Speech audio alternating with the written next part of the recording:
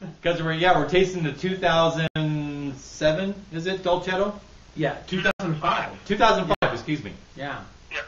So it's 81% Dolcetto, which, correct me if I'm wrong, because I've already said this to the viewers, so I hope you confirm what I've just said is correct. But Dolcetto is used in making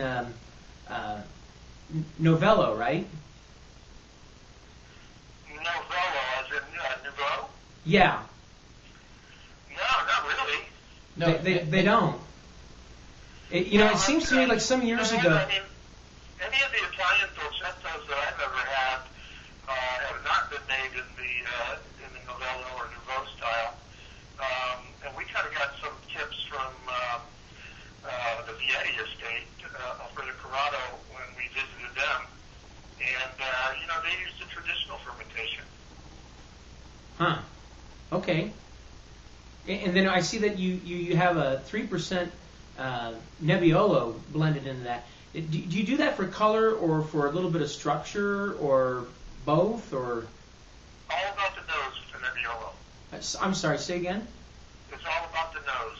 Ah, okay. Okay. The bouquet from Nebbiolo, it's kind of, if you were to picture really intense bouquet like comes with a Vigne, well, Nebbiolo, the grape Nebbiolo, is definitely not about the color, but it is all about the bouquet and the nose. It just is tremendous and complex. Are these? Hey Ken, this is Keith. The vines, the vines that you have here, the Dolcetto, all the Italian varietals, are those? Did you get those originally from Italy, or is that? I mean, can you tell us a little bit about that? Yeah, they actually. There's a really large nursery there, Rochedo, and they've developed the Italian clones. We had a partner of ours actually go over and obtain redwood from a really good estate in Barolo, and then was brought to the proper nurseries so that it could be impounded and then, well, not impounded, but quarantined, and then it could be released for use in the vineyard. Yeah, this is, well, before I even make a comment, I want to ask you one more thing. Is it aged in American oak? No American oak whatsoever. Okay. It is, what we learned is that we like to use, our used wood program for the Dolcetto is 1 and 2 year old and even 3 year old French oak 225 liter. But the Musso oak that we like to use is 3-year air-dried Hungarian, and that was kind of a learning curve that we got from the Piedmont. Yeah, now Hungarian oak is pretty common for Italian winemakers to use. Is that not correct? That is correct. Yeah, but you don't see a lot of it coming out of, or at least winemakers using it in California. That's true. Yeah, Malolactic made for the different size, and they're a little bit more cumbersome to work with. But the thing that we like is it really enriches the mid palate. Oh, without a doubt. And the finish. The finish. Go ahead. I'm sorry, Ken. Okay. Yeah, well, we like it.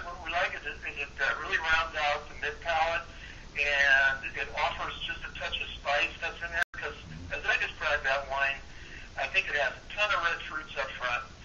It kind of rounds out with a little bit of licorice and a little bit of cranberry, and then goes to almost a spice that you would find in the Zinfandel, let's say. And then the finish is nice and just, again, well-rounded. It kind of picks up where the mid-palate left off, I think. Yeah, you know what? You're taking my thunder. You're saying everything that I was going to say. I'm seriously, I wanted to say you can really taste the red raspberry in this.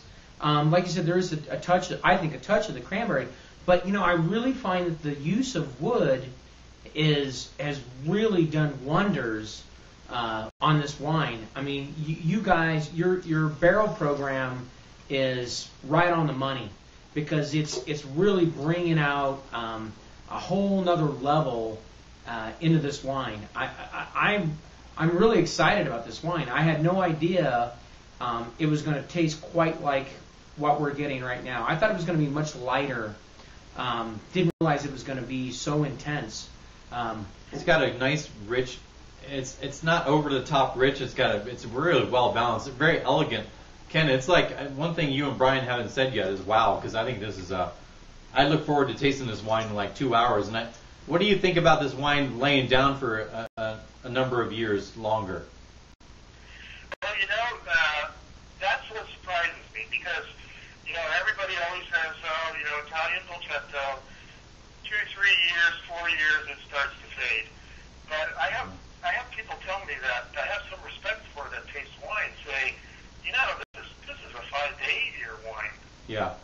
Well, it's funny because what you can't see on camera, before you said that, I'm showing my fingers 1 to 2 years. More. Yeah. No, I was saying I think it aged to 1 to 2 years. I think this thing's going to be great, but obviously you and Ken think that it's got a longer aging potential. I think it's got to go. I think if you gave this, I love it right now, to be honest with you, but I think 4 to 5 more years laying down, I think it's going to really turn into, I think 4 to 5 more years, it's going to turn into velvet. Hey, Ken, can I Well, put... what I did is I talked a couple of cases away in my private wine locker, and I just hope I can keep my hands off it and check it out in a few years, That's got to be hard to do, because it tastes wonderful. Ken, we really appreciate you and Ann sending us the bottles, and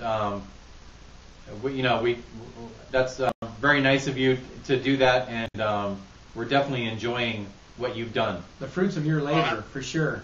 Hey, Ken, I'm going to put you on the spot. Rating your own wine, what would you give this out of 100 points? Oh man, you're gonna put me on the spot. Yeah, come on. We're going to do it. I'm going to make Keith do it. I'm going to do it. But I'm really curious because I'm really into this wine right now, and I just wanted to see what you think as well.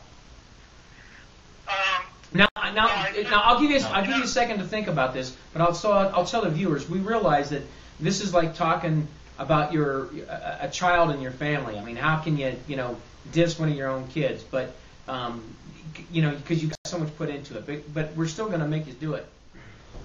So Keith, that was fantastic having Ken on the phone with us. I know, it was great.